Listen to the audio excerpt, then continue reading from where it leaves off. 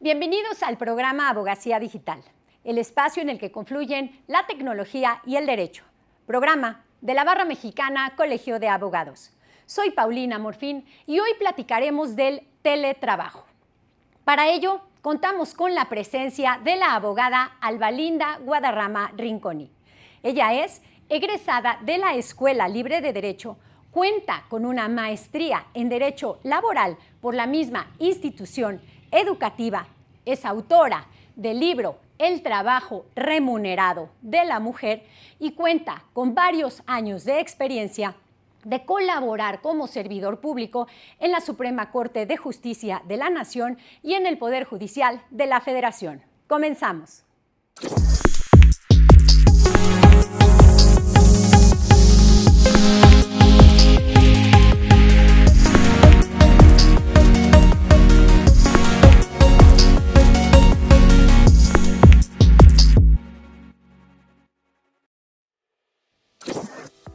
La tecnología ha transformado al mundo del trabajo.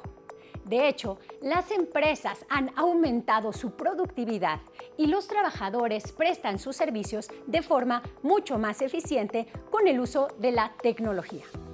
Lo anterior ha generado que las empresas se preocupen por contar con plataformas tecnológicas que se adapten a sus necesidades en la prestación de los servicios o en la venta de los bienes.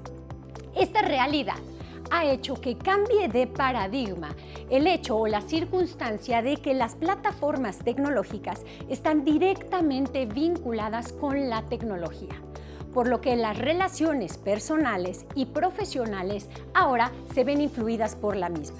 De hecho, el trabajador tiene que esforzarse mucho más en contar con conocimientos tecnológicos, pero también el patrón ha modificado la oferta laboral buscando personas especialistas en nanotecnología, inteligencia artificial y manejo de Big Data. Finalmente, la forma en la cual se presta el servicio personal subordinado ya ha venido siendo también modificado, porque ahora se lleva a cabo toda esta actividad a distancia, por lo que ha proliferado el uso del correo electrónico como medio de comunicación y también de las plataformas para llevar a cabo sesiones virtuales de trabajo. Ante esta situación, el legislador se preocupó por modificar en enero del 2021 la Ley Federal de Trabajo, con la finalidad de regular una nueva forma de organización para la prestación de servicios laborales a distancia, esto es, en un lugar diferente del domicilio del patrón. Y recientemente, con la publicación por parte de la Secretaría del Trabajo y Previsión Social de la norma oficial mexicana, se hacen alusión legalmente a todas aquellas reglas o regulación relacionada con la salud de los trabajadores y con la seguridad social. Querida Albalinda, muchísimas gracias por estar con nosotros y por haber aceptado la invitación de la Barra Mexicana Colegio de Abogados para participar en este programa Abogacía Digital. Muchas gracias por la invitación, yo encantada de estar acá con ustedes. Muchísimas gracias, pues estamos muy contentos porque hoy vamos a abordar un tema de gran relevancia, que es el relacionado al teletrabajo. Y para eso sería muy importante para nosotros que comenzáramos a platicar respecto de la relación que existe entre el trabajo o la prestación de servicios profesionales y la tecnología. Bueno, si entendemos la tecnología como este conjunto de conocimientos y técnicas que son aplicadas para alcanzar un objetivo, y el trabajo como este derecho humano y deber social que todos tenemos, y que actualmente la tecnología está impactando en tantas áreas de nuestra vida, podríamos decir que la relación que existe es que la tecnología nos está ayudando a hacer más fácil nuestro trabajo, más eficiente, pero también que existen muchos trabajos que preponderantemente se están haciendo a través del uso de la tecnología. Justamente estos trabajos son los trabajos mediante la modalidad de teletrabajo. ¿Y en qué consiste este concepto de teletrabajo? El teletrabajo cambia un aspecto tradicional de la relación de trabajo, que es la locación. Tradicionalmente, en el trabajo presencial, los trabajadores están en el centro, en el establecimiento de su patrón. En el teletrabajo cambia este elemento y ahora se van a ubicar en su domicilio o en un domicilio que ellos elijan. Esa es la primera característica que va a cambiar de una relación tradicional de trabajo. Otro de los elementos es que el 40% del tiempo de trabajo está frente a una tecnología de la información. Esto también es diferente y es una característica especial de este tipo de trabajo. Y otra característica o que va a distinguir este trabajo del trabajo tradicional es que se erige bajo unos principios muy interesantes, que es la voluntariedad. No puede ser el teletrabajo obligatorio porque estás dando una parte de tu domicilio que está protegido constitucionalmente. Tiene que ser voluntario este acceso o esta intromisión que dejas que tu patrón haga en tu domicilio. La reversibilidad, que puede ser que tú puedes cambiar a tu trabajo presencial cuando tengas alguna complicación que puede ser psicoemocional, incluso ansiedad, no puedes dormir bien, no te está funcionando esta modalidad, la puedes revertir. Y la buena fue contractual, que tu patrón te está depositando en ti una gran confianza en el manejo de datos, que puede ser incluso información confidencial y que tú tienes en tu domicilio, y se debe de elegir por esta buena fe contractual que existe entre las dos partes.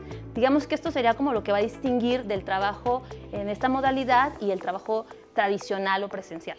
Oye, Alba Linda, ¿y cuál sería la diferencia entre este teletrabajo cuyas características estás describiendo en este momento y la existencia del coloquialmente conocido como home office? Bueno, principalmente que esta es una modalidad de trabajo y se tiene que pactar como tal en tu contrato individual de trabajo. Esa es una primera diferencia. Además, aquí, como la ley lo establece, debe ser el 40% de tu jornada o de tu tiempo semanal de trabajo, mensual de trabajo, tiene que estar realizándose bajo esta modalidad. Un permiso ocasional, incluso en la ley se dice, no constituye una forma de modalidad de trabajo porque son ocasionales. Y esto trae implícitas muchas cosas.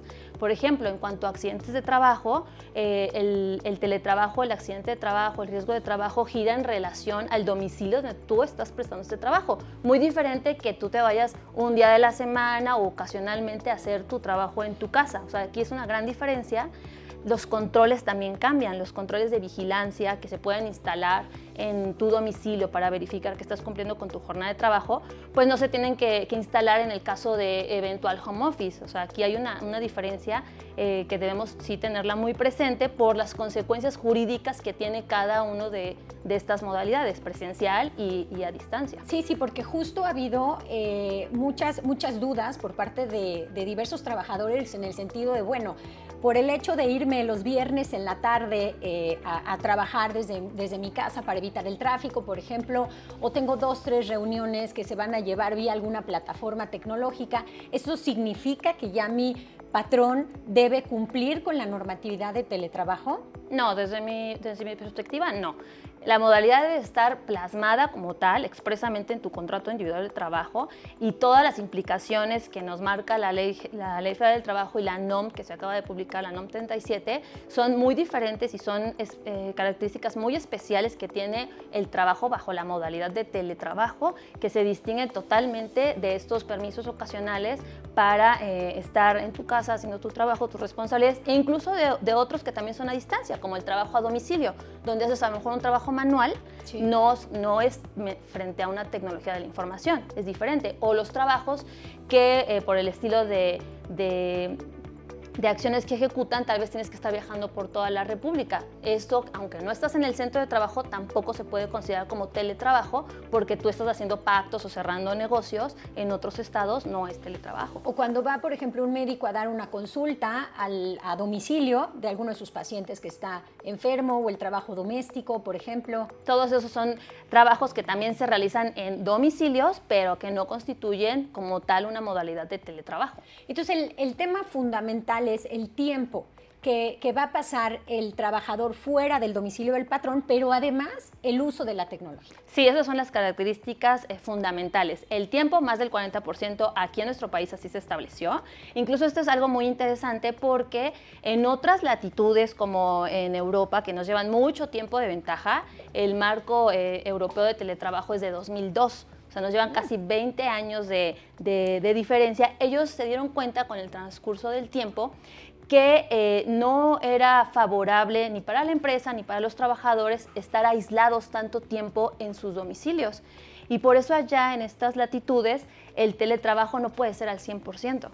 aquí en México no se señaló esta restricción o esta limitante. Es más del 40% lo que da la posibilidad que pueda ser 100%. Y además, incluso le abrió la puerta al trabajo nómada porque dice que puede ser tu domicilio u otro y no especifica ese otro dónde pueda estar. Entonces puedes irte a trabajar a cualquier café internet, por ejemplo, o a cualquier restaurante mientras estás desayunando, consumiendo algún café y puedes estar ahí trabajando. Prácticamente la legislación lo dejó abierto y esto la verdad es que va a tener muchas implicaciones que vamos a tener que resolver ya en el aspecto judicial, que es donde yo me desempeño, porque, por ejemplo, en México no se estableció si el domicilio que yo indico en mi contrato individual de trabajo tiene que ser de mi disponibilidad, tiene que haber un acto jurídico que diga que soy el arrendatario o el propietario, o puede ser cualquiera. Y eso es algo muy importante, porque al final tengo en depósito muchos instrumentos, información, las computadoras, la impresora, la silla, lo que te haya dado tu patrón en depósito, pero nunca acreditaste que ese lugar que tú designaste como tu lugar de trabajo, tú tienes esa disposición de él. Eso quedó totalmente abierto en la Ley Federal del Trabajo y ya veremos en el transcurrir del tiempo las implicaciones jurídicas cuando esto se empiece a judicializar, cómo es que desde la impartición de justicia vamos a empezar a poner candados y a interpretar lo que el legislador hizo. Entonces, podemos decir que México llegó tarde a la regulación del teletrabajo, porque nuestra modificación a la Ley Federal del Trabajo es de enero del 2021. O sea, estamos hablando prácticamente en pleno momento de pandemia en el que el legislador se empieza a tronar los dedos y dice, algo debo hacer, ¿no? Creo que sí, creo que la pandemia impulsó mucho esta reforma porque de facto al recluirnos en nuestros hogares empezamos a trabajar con nuestros instrumentos de trabajo, con nuestras computadoras personales, pagando nosotros nuestros servicios de internet, de luz, y entonces el legislador se nutrió de esta realidad y tuvo que legislarlo, ¿no? Entonces sí, podríamos decir que un poco tarde, pero también veo que el beneficio de que ya esté sobre la ley, sobre una NOM, las características, las obligaciones especiales que se tienen tanto de los trabajadores como de los patrones al ejercer esta modalidad. Entonces, creo que sí tarde, pero más vale tarde que nunca. Exactamente. Oye, Alvalinda, y si pudiéramos resumir en cinco grandes puntos, llamémosle así, o aspectos relevantes de esta reforma a la Ley Federal de Trabajo en materia de teletrabajo, ¿cuáles serían para ti? ¿Cómo los pudiéramos resaltar? En primer lugar, el derecho a la reversibilidad. Eso es muy importante porque, como les decía, es un aspecto fundamental de esta modalidad que el trabajador, cuando no se sienta a gusto, porque incluso han habido muchos estudios sociológicos y psicológicos que han demostrado, han evidenciado que el teletrabajo no es para todos. Hay muchos trabajadores que ya estando en teletrabajo se van a dar cuenta que se distraen muchísimo, que a lo mejor no están pudiendo compatibilizar su trabajo con sus obligaciones dentro de su hogar, ¿no? O su rol que desempeñan en sus hogares, y no empieza a ser benéfico esta modalidad. Ellos pueden o deben de tener el derecho a la reversibilidad, a irse a su trabajo presencial, y esto sí está legislado, eso es una palomita para el legislador. También el derecho a la intimidad también se reguló. Se dijo que videograbaciones y micrófonos están permitidos, pero cuando el trabajo que desempeñas lo amerita. Eso también fue algo muy bueno porque en estas otras latitudes, en países europeos, empezó a darse estos casos judicialmente donde el patrón quería tener videograbaciones y el trabajador decía no son necesarias. Claro. Aquí ya se legisló como tal que esto no es posible.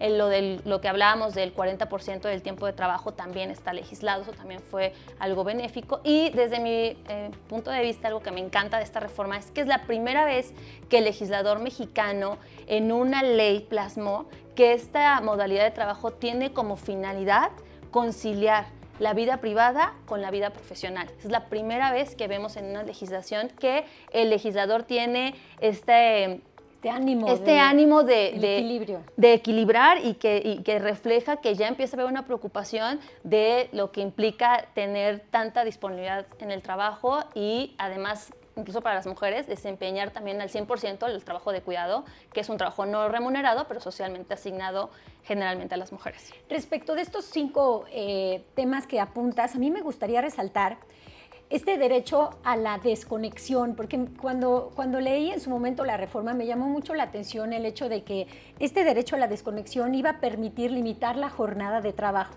¿Pudieras platicarnos respecto a este derecho?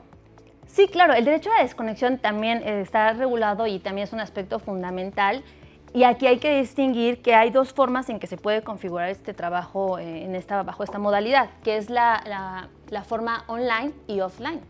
Cuando es online, tú estás conectado y tienes que cumplir con una jornada de trabajo, con las horas, obviamente sin rebasar estos máximos legales.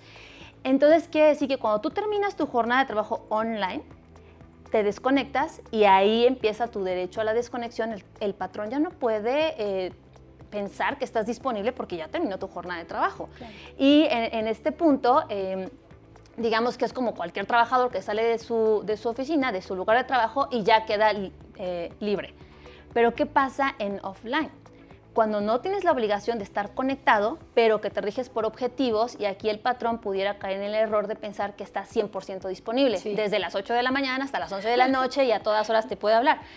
En esta modalidad debemos de dejar muy claro, y esto lo maneja la Ley Federal del Trabajo, que debe de quedar muy bien establecido en el contrato cuáles son mis momentos donde voy a tener conexión o contacto con mi patrón y cuando estoy desconectado. Sí, o sea, ya no me puedes estar molestando. Que además esto va a tener implicaciones también jurídicas. Yo, la verdad, siempre que leo algo veo cómo va a trascender en tribunales, porque hablando de un accidente de trabajo en los trabajadores que están offline, los que no están conectados, sí, ¿cómo el trabajador va a comprobar que ese accidente de trabajo surgió justo cuando estaba haciendo el trabajo? Entonces, de ahí va a haber la carga probatoria, va a estar muy interesante cómo se va a ir distribuyendo, porque en la modalidad offline el trabajador tiene libre autonomía, siempre y cuando cumpla con los objetivos que su patrón le da. Él tiene libre autonomía, y además hablando de que puede elegir su domicilio u otro, o sea, puede andar en cualquier parte de México, y si se accidenta, ¿qué va a pasar? ¿Cuál va a ser la responsabilidad del patrón? Otro tema que a mí me llamó mucho la atención y quisiera abordar en este momento es el derecho a la reversibilidad, porque sí nos dimos cuenta y nos encontramos con muchos casos en pandemia en el que toda vez que las personas estaban todo el tiempo confinadas, digamos, a un mismo lugar por temas de sanidad, aumentaron los índices de violencia intrafamiliar. Entonces, entiendo y me gustaría escuchar tu opinión al respecto, que este derecho de reversibilidad permitiría a alguna persona que no se siente cómoda porque está siendo sujeto de algún tipo de violencia en su hogar, de revertir el contrato, digamos, o cómo se llevaría a cabo esta reversión. Bueno, al ser un derecho como tal que ya está legislado, tiene el trabajador, o sea, ya ni siquiera es como cómo se va a interpretar este derecho, o sea, ya está en la ley, tiene el derecho a la reversibilidad, y justo pensando en yo creo que el legislador pensó justo en esto que estás mencionando. Y pueden ser muchas cosas, no solo violencia intrafamiliar. O sea, pueden ser muchas las causas donde el trabajador ya no se sienta a gusto o sienta que su productividad, en lugar de aumentar, disminuyó. Entonces, claro, o el patrón se da cuenta de esto y dice, ¿sabes qué?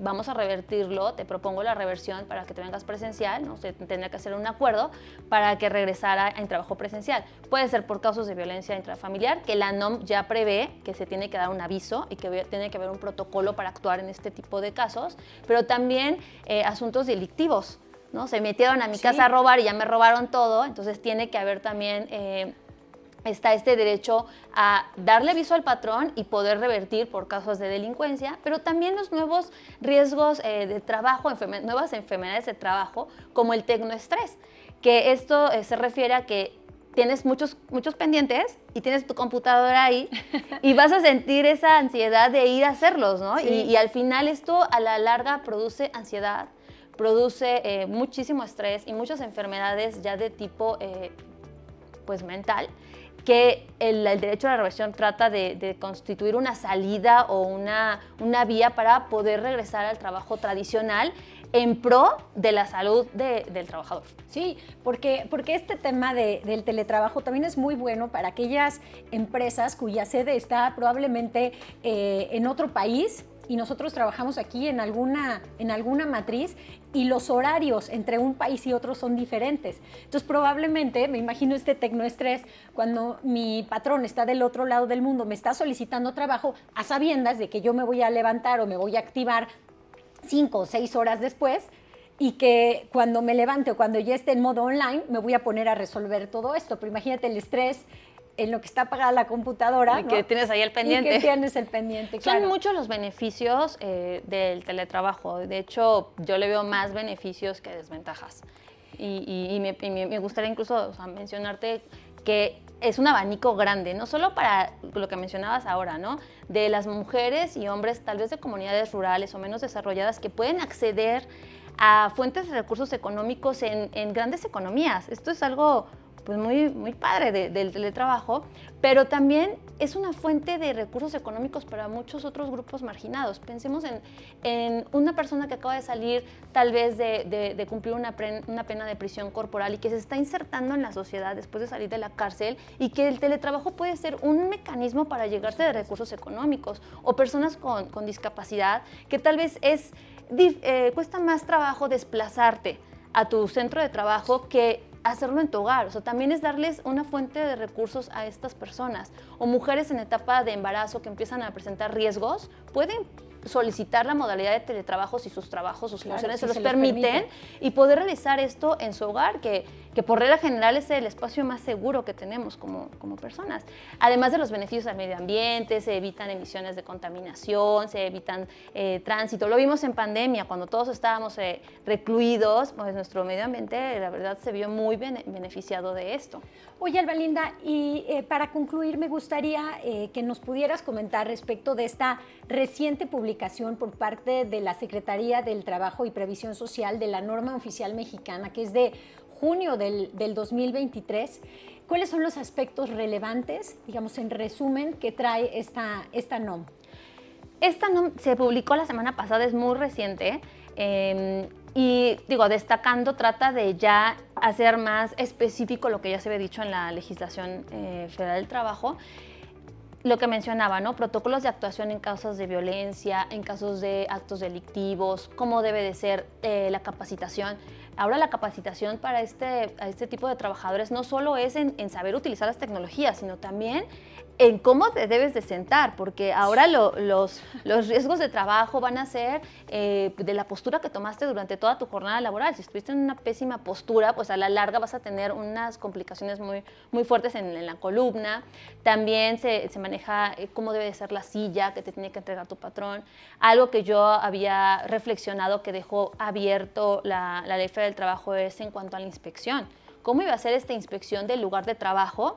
Ya la NOM nos dice no se va a poder acudir a los domicilios. Y esto es algo muy interesante, porque se vuelve a privilegiar la inviolabilidad del domicilio, que está protegido constitucionalmente, pero no dejan al trabajador libre de demostrar que su lugar de trabajo es seguro. Tiene que mandar videos y fotografías y cumplir con una lista de verificación de que el lugar que asignó dentro de su domicilio para realizar sus labores de trabajo es un lugar seguro.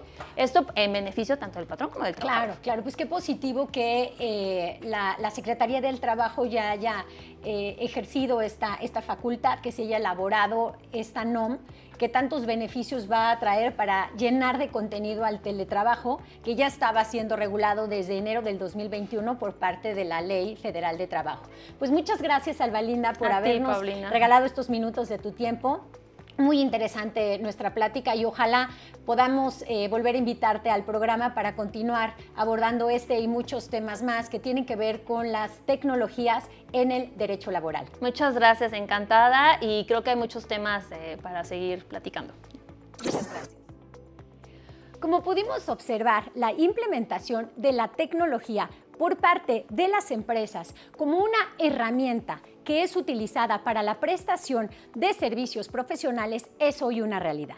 Sin embargo, todavía existen aspectos que tiene el legislador pendiente de regular, que en muchas ocasiones serán resueltos a través de las interpretaciones judiciales que se hagan tanto de la Ley Federal de Trabajo como de la norma oficial mexicana recientemente emitida. Muchas gracias por habernos acompañado a esta emisión más de su programa Abogacía Digital, y no se olviden de seguirnos en nuestras redes sociales como BMA TV MX. Hasta la próxima.